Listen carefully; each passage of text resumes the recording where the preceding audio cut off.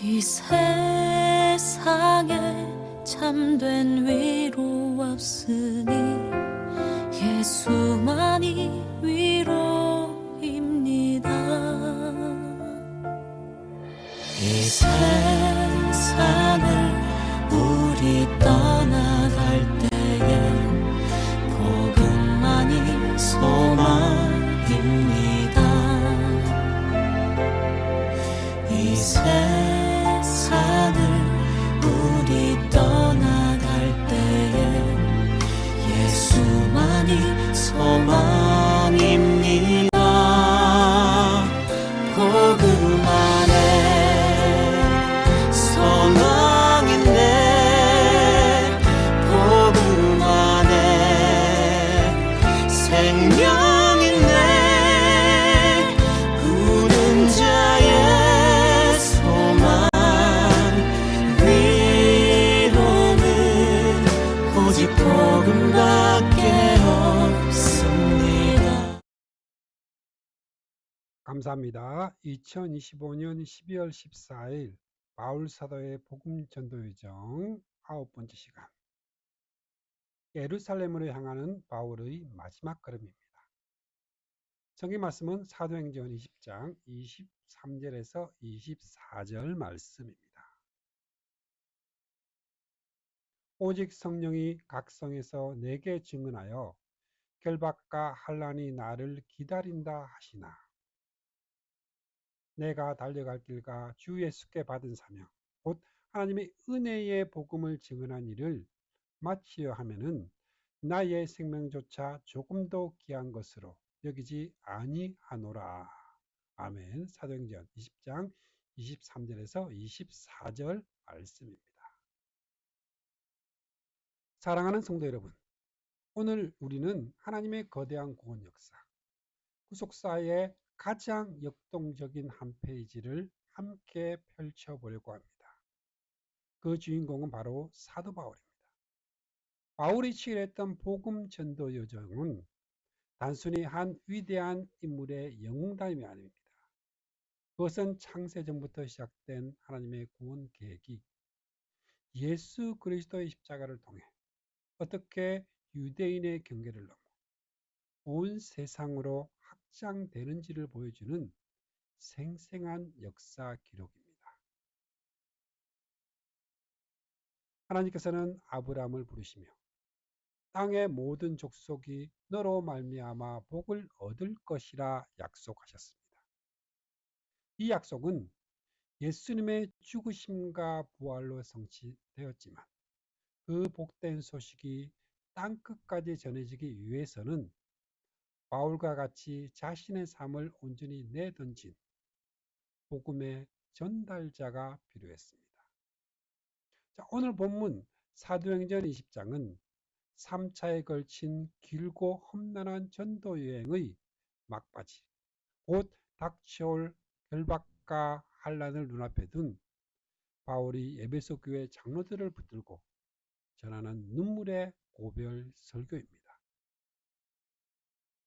자, 이 설교는 단순한 작별 인사가 아니라 한평생 그의 심장을 뛰게 했던 사명과 교회를 향한 애끓는 사랑, 그리고 다가올 죽음조차 두려워하지 않는 순교자적 영성이 담긴 그의 목회적 유언과도 같습니다. 이 시간을 통해 바울의 마지막 여정이 하나님의 구속사와 어떻게 맞닿아 있는지 깊이 깨닫고 오늘을 살아가는 우리의 삶이 그 위대한 구원의 이야기와 어떻게 이어져야 할지 함께 고민하는 은혜의 시간이 되기를 간절히 소망합니다. 첫 번째 질문입니다. 바울은 왜 고난이 기다리는 것을 알면서도 예루살렘으로 가야만 했을까요? 참으로 마음 아픈 질문입니다. 우리라면 어떻게든 피하고 싶은 길, 어쩌면 하나님께 원망을 쏟아낼 수도 있는 그 길을 바울은 왜 기어이 가려고 했을까요? 그 이유는 그 여정이 자신의 선택이 아니라 하나님의 구속사를 이루기 위한 필수적인 가정이었기 때문입니다. 바울은 자신의 의지가 아닌 성령에 매여 이끌림을 받고 있었습니다. 이것은 외부의 강압이 아니라 하나님의 뜻을 향한 거부할 수 없는 내적인 열망과 자발적인 순종이었습니다.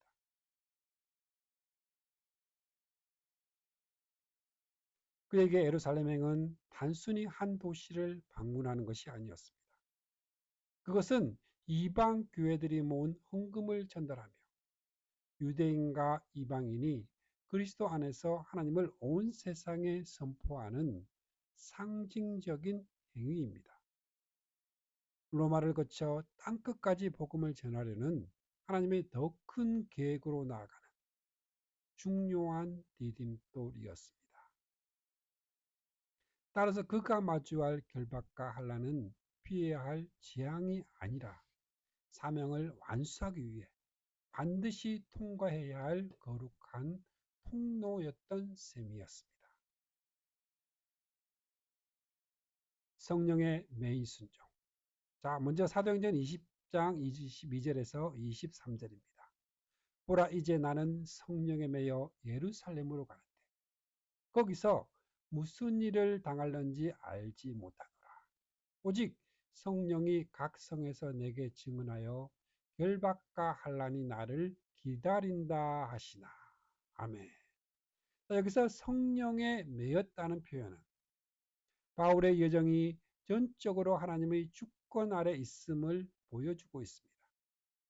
성령께서는 그에게 앞으로 닥칠 결박과 그 환난을 분명히 알려주셨습니다. 이는 그를 막기 위함이 아니라 오히려 고난을 감수하고서라도 순종할 수 있도록 그의 교리를 강화하기 위함이었습니다. 이는 진정한 성령의 인도가 언제나 쉽고 편안한 길이 아닐 수 있음을 가르쳐주고 있습니다. 자, 24절 말씀입니다. 생명보다 귀한 사명.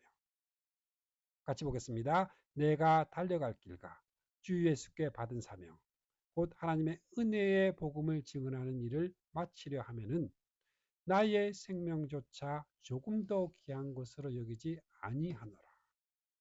자, 이 구절은 바울의 순교자적 영성의 핵심을 보여주고 있습니다. 그가 귀하게 여기지 않은 생명은 영원한 생명이 아니라 이 땅에서의 육체적 목숨을 의미합니다. 그는 죽음 이후의 부활에 대한 확신이 있었기에 이런 고백을 할 수 있었습니다.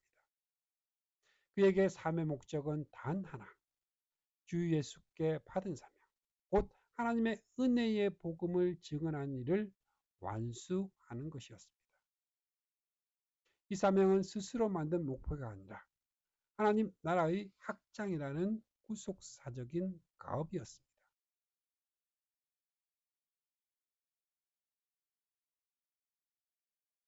당신의 예루살렘은 어디입니까? 우리 삶에도 주님의 뜻을 따르기 위해 불필요함과 소대를 감수해야 하는 당신의 예루살렘이 있을 수 있습니다. 직장에서 정직함을 지키기 위해 겪는 불이익, 믿지 않는 가족에게 복음을 전하다 받는 우애와 냉대, 교회를 섬기며 겪는 이름 없는 어려움 등이 바로 우리의 결박과 환난일 수 있습니다. 그때마다 우리는 바울의 고백을 기억해야 합니다. 나의 작은 불편함과 희생을 통해 하나님의 나라가 확장되고 내 주변의 한 영혼이 주님께 돌아올 수 있다면 그것이야말로 가장 가치 있고 영광스러운 일입니다. 오늘 나의 삶에서 순종해야 할 예루살렘은 어디인지 기도하며 믿음으로 한 걸음 내딛는 용기를 가집시다. 두 번째 질문입니다. 하나님이 자기 피로 사신 교회라는 말은 우리에게 어떤 의미가 있나요? 자, 이 표현은 교회의 가치와 본질을 가장 강력하게 선포하는 말씀입니다. 교회는 인간이 세운 조직이나 단순한 친목 모임이 아니라는 것입니다. 교회는 우주에서 가장 비싼 값, 곧 하나님의 아들이신 예수 그리스도의 생명값으로 사신 하나님의 소유입니다. 이 사실은 교회에 두 가지의 중요한 의미를 부여합니다. 첫째는 교회는 세상 그 무엇과도 비교할 수 없는 거룩하고 존귀한 공동체라는 것입니다. 두 번째는 교회를 돌보는 일, 목양은 인간적인 직무가 아니라 하나님께서 성령을 통해 맡기신 신성하고 무거운 책임이라는 것입니다. 따라서 교회를 위협하는 뇌 외부의 거짓 가르침과 분열로부터 교회를 지키는 것은 구속사의 열매를 보존하는 가장 중요한 사명 중 하나입니다. 자, 사도행전 20장 28절입니다. 교회의 무한한 가치, 같이 보겠습니다. 여러분은 자기를 위하여 또는 온 양떼를 위하여 삼가라. 성령이 그들 가운데 여러분을 감독자로 삼고 하나님이 자기 피로 사신 교회를 보살피게 하셨느니라. 자, 하나님이 자기 피로 사신 교회라는 표현은 예수 그리스도의 대속적인 죽음을 통해 교회가 탄생했음을 명확히 보여주고 있습니다. 십자가의 엄청난 대가는 교회에 헤아릴 수 없는 가치를 부여하며 교회를 돌보는 일을 신성한 임무로 만듭니다. 따라서 교회 리더십의 모든 소홀함은 단순히 행정적 실수가 아니라 그리스도의 희생에 대한 심각한 무례가 될 수 있습니다. 그리고 지도자의 책임입니다. 지도자는 먼저 자기를 위하여, 즉 자신의 영적 상태를 돌본 후 온 양떼를 위하여 헌신해야 합니다. 이 순서는 지도자의 내적 건강이 공동체의 건강과 직결됨을 의미합니다. 29절에서 30절 말씀 같이 보겠습니다. 내 외부의 위협과 경계, 내가 떠난 후에 사나운 이리가 여러분에게 들어와서 그 양떼를 아끼지 아니하며 또한 여러분 중에서도 제자들을 끌어 자기를 따르게 하려고 어그러지 말을 하는 사람들이 일어날 줄을 내가 아노라. 자, 바울은 자신이 떠나면 교회를 파괴하려는 외부의 사나운 일이 거짓 교사들과 개인적 이익을 위해 진리를 왜곡하는 내부의 배교자들이 일어날 것을 예언을 합니다. 이는 교회가 항상 영적 전쟁의 최전선에 있음을 보여주며 진리를 수호하기 위한 끊임없는 경계가 필요함을 강조합니다.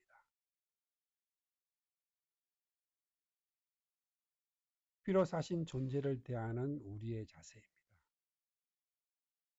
우리가 매주 모여 예배를 드리는 이 교회 공동체가 바로 예수님의 생명값으로 세워졌다는 사실을 얼마나 깊이 인식하고 있습니까? 때로 우리는 교회 안에서 만나는 사람들의 연약한 모습에 실망하고 상처받기도 합니다. 그러나 하나님은 그 연약한 모습 그대로를 자신의 피로 사셨고 우리를 한 몸으로 부르셨습니다. 옆에 있는 형제자매를 주님의 피로 사신 소중한 존재로 바라봅시다. 비판과 정죄 대신 용납과 격려로 서로를 세워줍시다.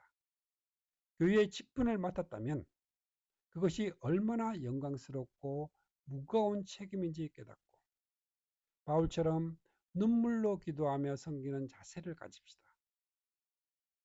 우리 교회가 하나님의 구속사를 세상에 드러내는 건강하고 사랑이 넘치는 공동체가 되도록 함께 힘써야 하겠습니다. 이제 세 번째 질문입니다. 바울은 왜 자신의 사역을 해고하며 겸손과 눈물 그리고 자비랑을 강조했을까요? 바울이 놀라운 기적이나 수많은 개척교회의 수자 대신 자신의 인격과 삶의 태도를 강조한 이유는 복음의 진정성은 화려한 말이 아니라 삶으로 증명되기 때문입니다. 자, 그는 겸손과 눈물을 통해 자신의 사역이 인간적 야망이 아닌 오직 하나님을 높이고 영혼을 사랑하는 그 마음에서 비롯되었음을 보여주었습니다. 또한 당시 많은 순회 철학자들이 돈을 받고 가르침을 팔았던 것과는 달리 바울은 자비향으로 스스로 일해서 생활비를 버는 것을 통해 자신의 사역이 재정적 이득을 위한 것이 아님을 명확히 했습니다. 이는 복음의 순수성을 지키는 주는 것이 받는 것보다 복이 있다는 예수님의 가르침을 몸소 실천하는 것이었습니다. 결국 그의 이러한 삶의 태도 자체가 자기를 비워 우리를 구원하신 예수 그리스도의 성품을 반영하는 강력한 메시지였으며 구속사의 동력이 무엇인지를 보여주는 살아있는 증거였습니다. 사도행전 20장 19절 말씀 보겠습니다. 겸손과 눈물의 사역 곧 모든 겸손과 눈물이며 유대인의 강교로 말미암아 당한 시험을 참고 주를 섬긴 것과 합니다. 이 바울 사역의 특징은 겸손과 눈물이었습니다.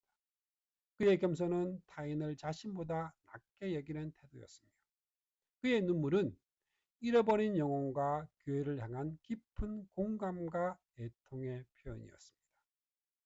이는 사역의 중심이 마음의 일에 있음을 시사합니다. 20절과 27절입니다. 먼저 20절 진리의 온전한 선포 유익한 것은 무엇이든지 공중 앞에서 각 집에서나 거리낌 없이 여러분에게 전하여 가르치고 27절입니다. 이는 내가 꺼리지 않고 하나님의 뜻을 다 여러분에게 전하였습니다. 그는 개인적인 유불리를 따지지 않고 유익한 것이라면 무엇이든 하나님의 모든 뜻을 거리낌 없이 가르쳤습니다. 이는 듣기 좋은 메시지만 선별적으로 전하는 타협적인 태도와 정반대되는 것으로 영혼에 대한 파수꾼의 책임을 다하는 모습이었습니다. 30절에서 35절 말씀입니다. 자기 희생적인 본보기 내가 아무의 은이나 금이나 의복을 탐하지 아니하였고 여러분이 아는 바와 같이 이 손으로 나와 내 동행들이 쓰는 것을 충당하여 범사에 여러분에게 모범을 보여준 바와 같이 수고하여 약한 사람들을 돕고 또 주 예수께서 친히 말씀하신 바 주는 것이 받는 것보다 복이 있다 하심을 기억해야 할지니라. 바울은 재물에 대한 탐심이 없음을 분명히 선언하고 자신의 손으로 일하며 자급자족하는 모범을 보여주었습니다. 이는 단순히 교회의 재정적 부담을 주지 않으려는 것을 넘어 복음의 잠재적인 걸림돌을 제거하려는 의도였습니다. 그는 여기서 그치지 않고 약한 사람들을 도우며 주는 것이 받는 것보다 복이 있다는 주님의 말씀을 삶으로 구현했습니다.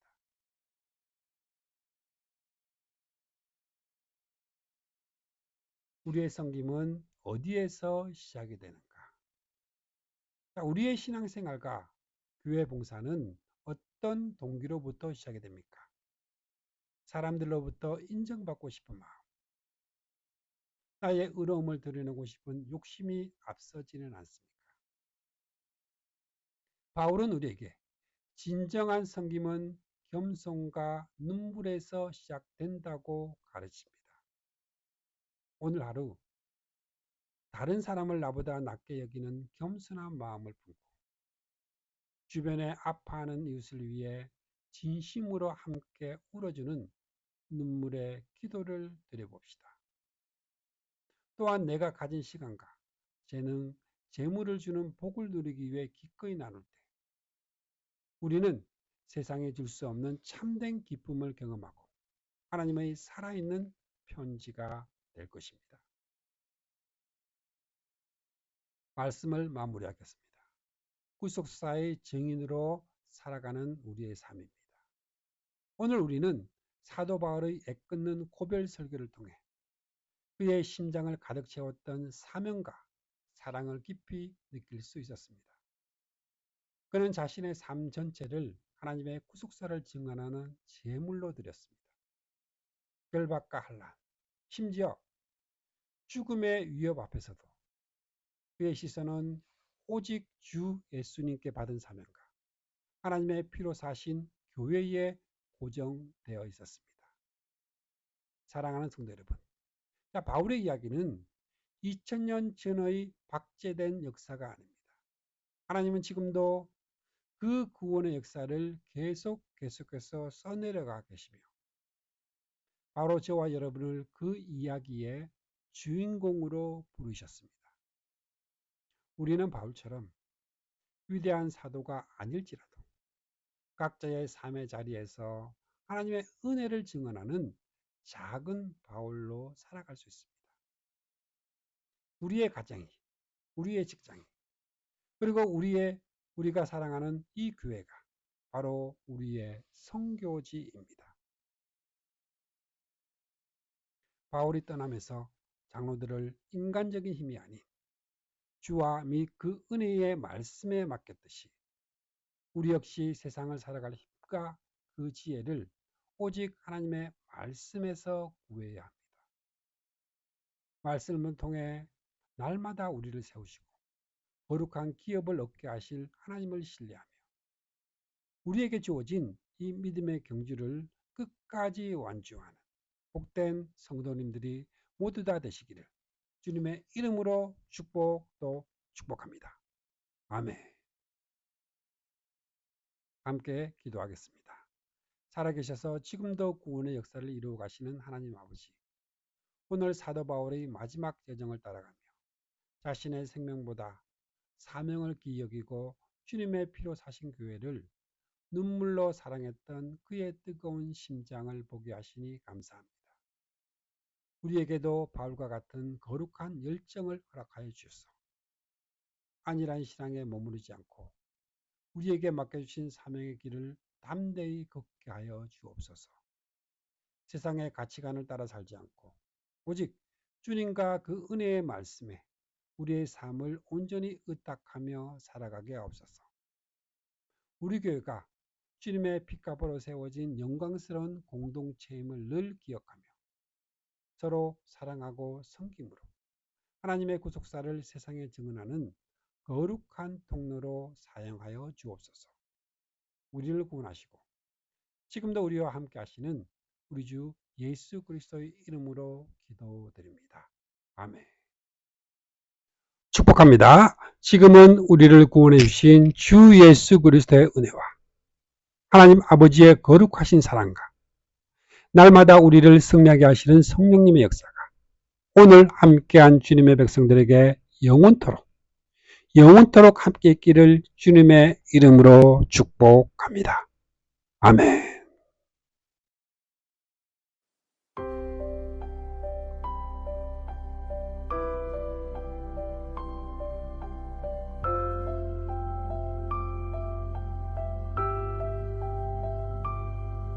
그대 폭풍 속을 걷고 있을 때 비바람을 마주해야 할 때 불빛조차 보이지 않아도